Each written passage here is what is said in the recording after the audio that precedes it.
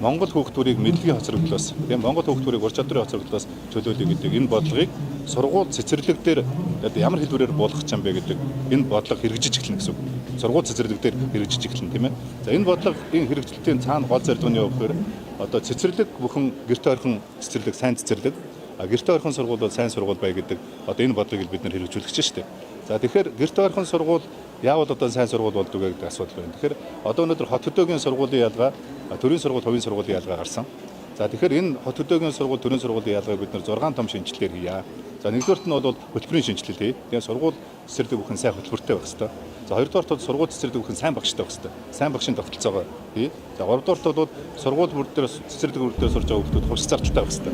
Тийм учраас хувьсах зардлын тогтолцоог хий. За тэгээд дөрөвдүгээрт нь бол хурамч дүнгийн тогтолцоог халъя.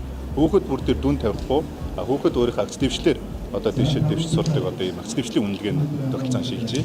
За тавд нь бол мэдээж хамгийн шилдэгүүд нь сургууль цэцэрлэгээ өдөртөх тогтолцоо. Тэгээд 6-аад нь бол мэдээж одоо ухаалаг сургууль буюу захим одоо сургууль цэцэрлэг болох энэ асуудлууд ингээд ийм 6 шинжилгээг зарлаж энэ жилийн одоо шинэ хичээлийн жил бид нар чинь бэлтгэл хангаж штэ тий. За тэрнээс гадна одоо хийх байгаа томоохон ажил бол энэ нөгөө гэрт ойрхон сургууль хамгийн сайн сургууль буюу одоо нийслэл дээр байгаа хамгийн өндөр ачаалттай байгаа 3000-аас дээш хүүхэдтэй байгаа 3000 сургууль. Юу 38 сургууль байгаа. Энэ 38 сургуулийг одоо бид нар хотны баг сургууль. Тийм ээ төрөлсөн одоо ахлах сургууль гэдэг энэ тогтолцоо гаргаж ирж байгаа. За ингээд үндсэндээ бол одоо 45 хүүхдээс нэг ангид 45 хүүхдээс дээш одоо 1100 орчим бүлэг энэ Улаанбаатар хотод байгаа юм. За хэрэг бид нар энэ хотны баг сургууль хэрэгж гэж хэлээд яг одоо бидний бэлдсэн одоо бид нар чи өнөөдөр 9 сарын 1 бэлтгэн 50 баг сургууль бэлтжиж байгаа шүү дээ тийм ээ. Хотны баг. За тэгээд одоо 10 гаруй төрөлцөө ахлах сургуулиудыг дүүрэг бүр дээр бэлтжиж байна. Тэгээд ингээд энэ хотны баг сургууль, төрөлцөө ахлах сургуулийг бид нар нээснээр ийм сургуультай болсноор яг нөгөө миний түрүүний хэлсэн нэг ангид байгаа 45 хүүхдээс дээш сурж байгаа 1100 орчим бүлгийн 80%. 80% нь үндсэндээ бол одоо 35 тий 40-35 доо одоо орох нэг ангид сурж байгаа хүүхдийн тоо багасч байгаа гэсэн үг шүү дээ тийм ээ.